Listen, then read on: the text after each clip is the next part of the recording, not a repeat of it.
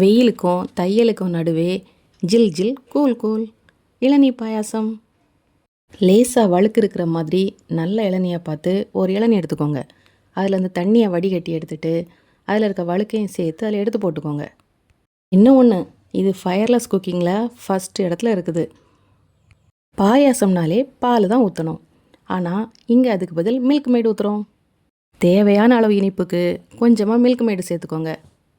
கேஷ்யூவை நெய்யில் வறுத்து அதை கைகளால் பொடிச்சு போடுங்க.